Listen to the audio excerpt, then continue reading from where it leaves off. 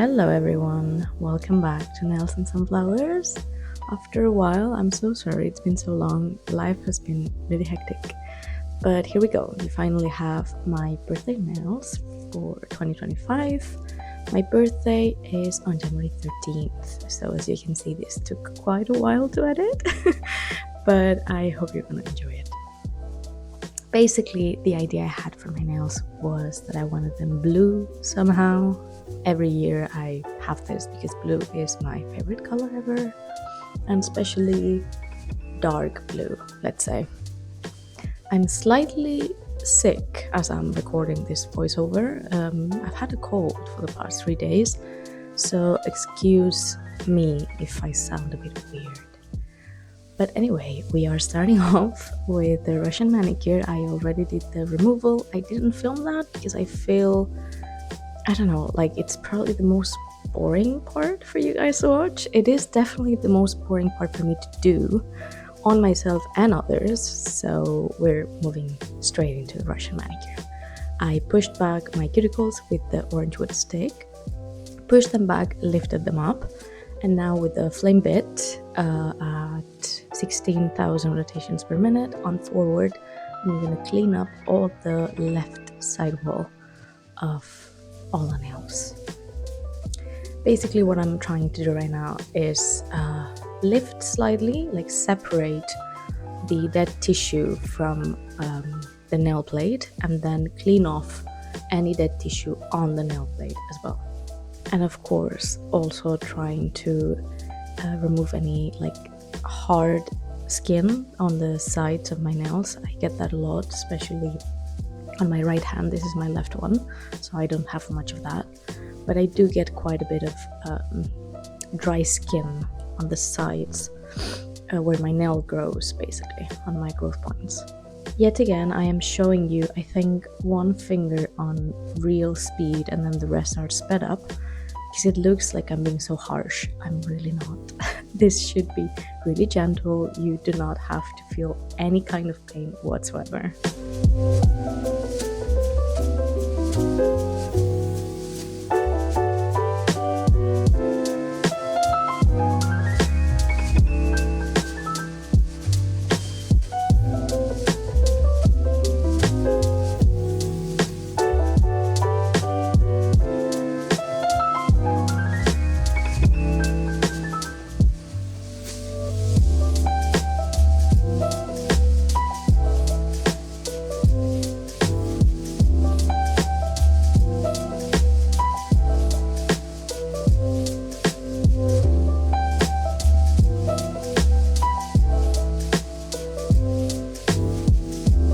And now I switched to reverse and I'm doing all the right side walls. And as you can see, this is even more sped up now. I think before it was 150 and now it's like 200 or 300 or something. I just thought you've seen this enough. You don't have to see everything. Otherwise it's gonna get boring as well.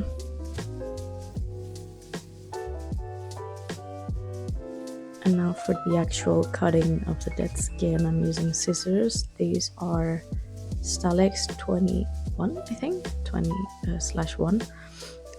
These are my favorite. Like I have 6 pairs of these. I don't have any others. I've tried others, especially on a course that I did recently, which I think were the 23/1, if I'm not mistaken. They have a tiny bit more of a curved end. For tiny nails, like people who have really small hands with really small nails, they work wonders because you don't have to turn their hands so much and you can actually see a bit clearer what you're cutting with the tip. But I've always used these and I don't know, they just work the best for me. Sorry if you can hear noise on the background. My neighbors are being really noisy lately. I have no idea what's going on.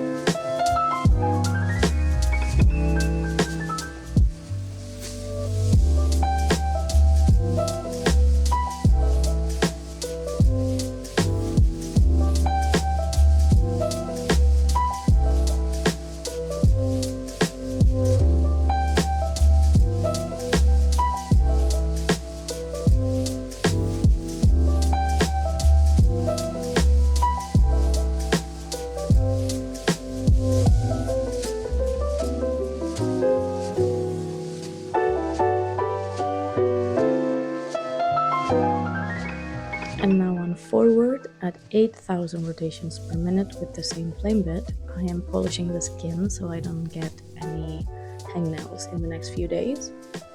This step is super important and I see so many people skip it.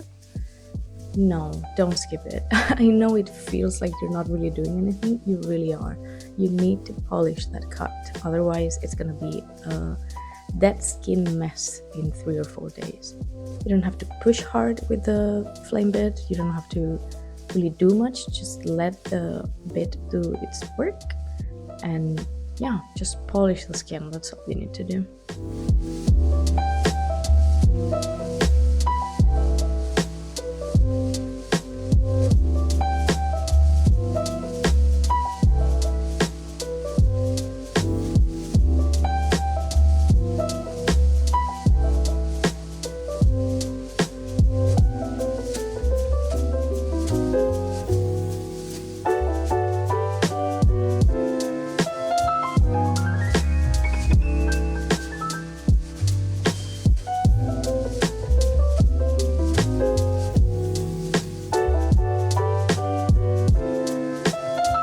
And now I do the exact same with my silicone bit. This is more to give shine to the whole manicure.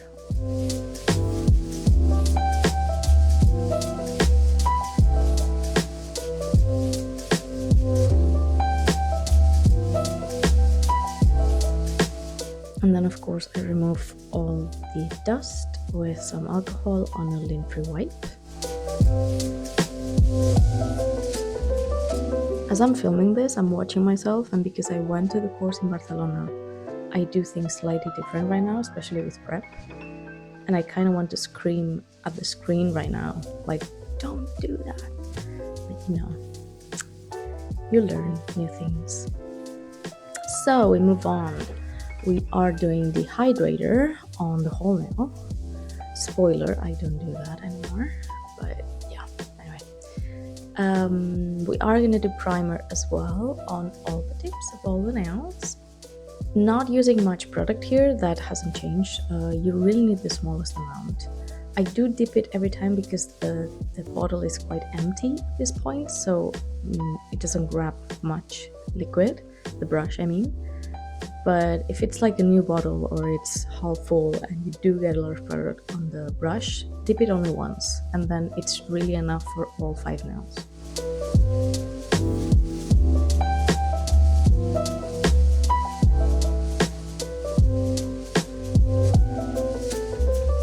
Moving on to my rubber base. This is from Luna Moon. I am loving this brand lately. It's cute. The packaging is cute. It's not my cup of tea, but it is cute, I have to admit it. But the consistency of their products, the durability on the nails, just all of it. The colors they have for the gel, builder gel, are really pretty. I don't know, I just love it. It's been working wonders for me lately and for my clients, and I'm really happy with it.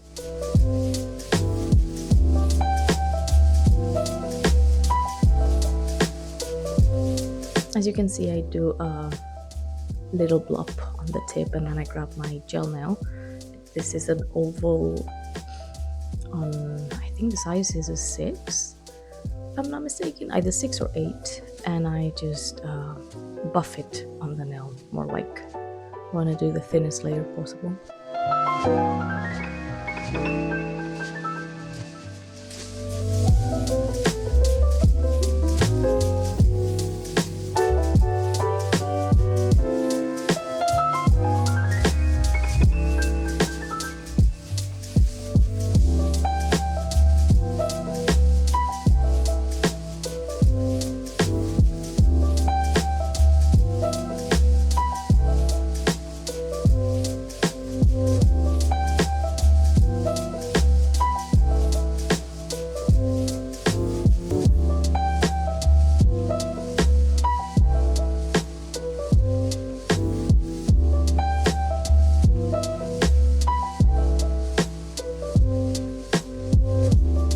And now with some jelly gel. This is from the brand Hey Love. I don't remember the color. It's gonna be linked down below as always. Every product that I use that I can find, it's gonna be linked on the description box. I am fixing some growth points that always curve inwards or they break because I do wear my nails for too long. So sometimes I have accidents. You know, shit happens. Yeah, I'm just fixing it. I do it with the jelly gel on this occasion, but I have done it with same builder gel that I'm gonna do the overlay with. It just depends on the one that I'm gonna use. Because I am gonna use one from Hey Love, this is a frame gel. It's quite liquidy, it's not really on the dense kind of viscosity, so it would be really hard to do this with a more liquid consistency. So I chose to do this with a jelly gel and then do the overlay on top. But if you have a thicker gel, you can totally do this with the same gel and then do the overlay on top normally. I would say this is in real speed, so you can see how slow I actually work, and I take my time to make sure that every detail is how I want it to be, because it's gonna be hard to correct it afterwards on the filing if I actually didn't get this right.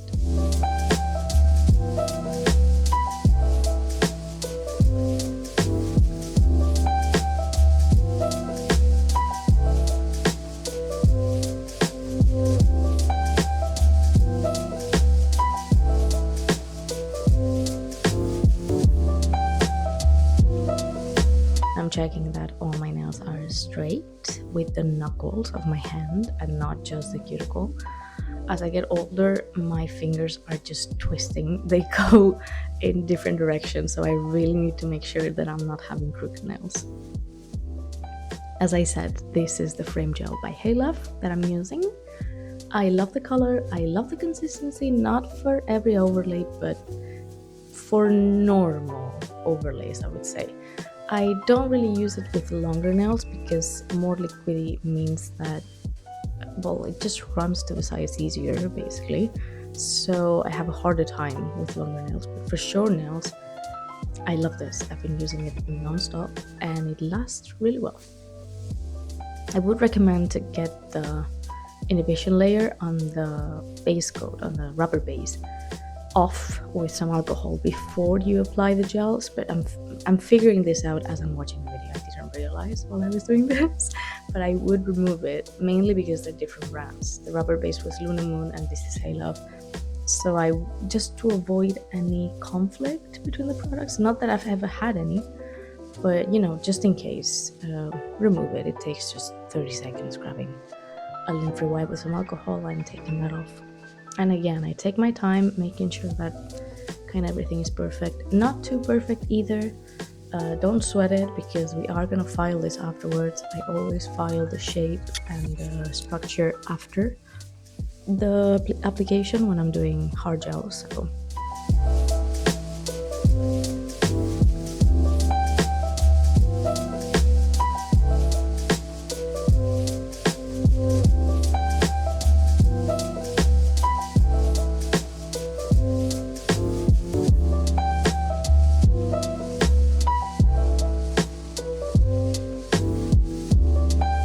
also lifting a little bit the tip of my nails. They all grow downwards and it annoys the hell out of me.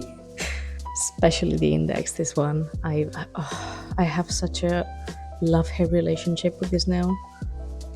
I like it. It's like my favorite finger to look at. I know this sounds really weird right now, but bear with me. It's my favorite finger. I feel like it's the most balanced one between the size of the nail and the size of my finger. But at the same time, it grows so downwards that it drives me nuts because I have to correct it every time I do a manicure. And I think now I'm gonna shush for a bit and just let you enjoy the process.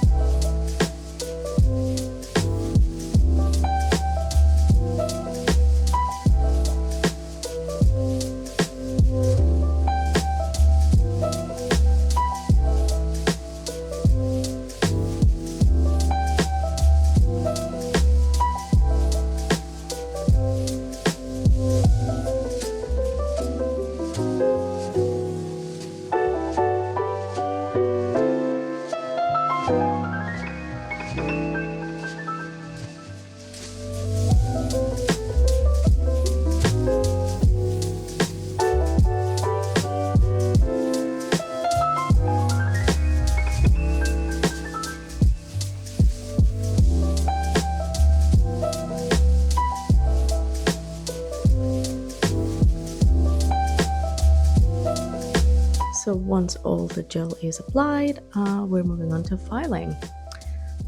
Basically, I start with the shape and the tip of the nail. As you can see, this one is kind of crooked. I'm trying to fix it. And I start with the overview on top.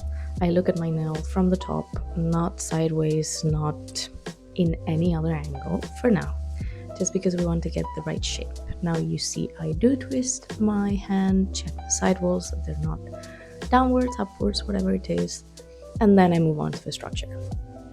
This is the general idea.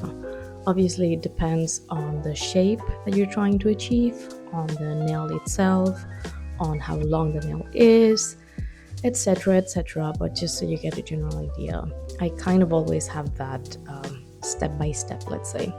I do recommend having one. I do not recommend at all to just file and file until you see that it's okay without really having a plan, because it's going to take you, first of all, it's going to take you twice the amount of time, and second of all, it's just a bit messy sometimes because you can miss a step and then, I don't know, you end up with messed up sidewall that you overfiled, or you didn't really correct the shape that you wanted, or just, crooked nails. All of the things we do not want.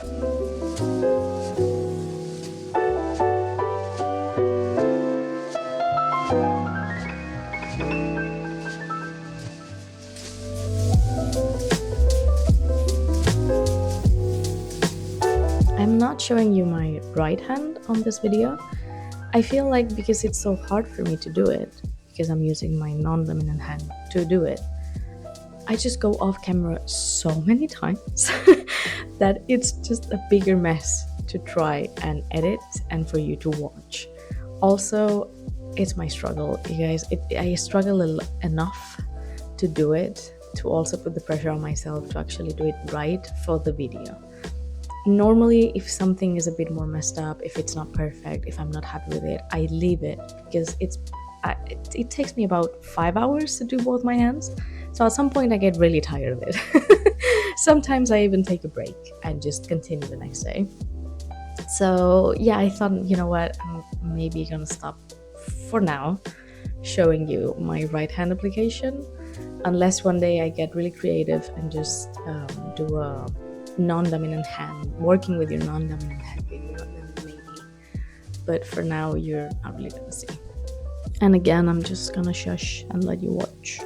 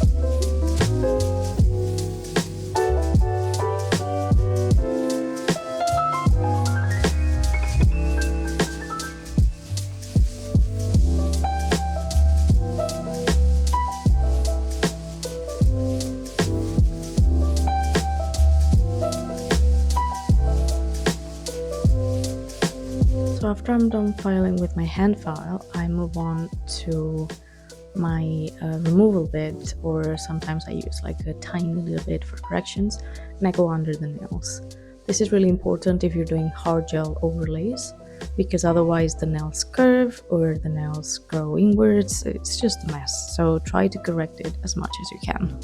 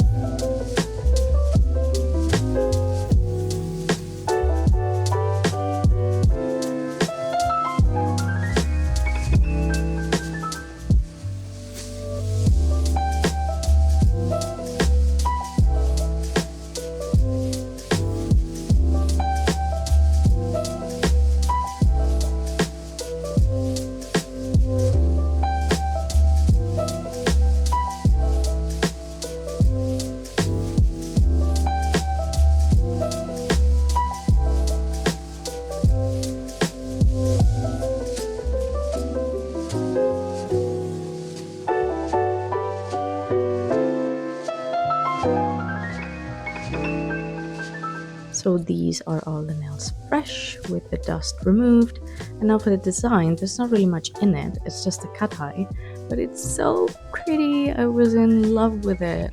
I used semi-lac blue ink, which is really deep blue, truly like a blue ink from a pen or something. And then on top I used a cat eye by PNB, I think. Meteorites something is blah. It's stunning. It really is. You're gonna see in a bit. It's just, I'm so in love. I want to do this again. You could totally do a black base underneath, or any kind of base, even with lilac kind of, or a deep violet. It would look really cool because it does have some hints of again, violet, lilac, that kind of pinky bluish tone. So I think that would look really nice, but I just, as you know, I just wanted the blue, so blue it is.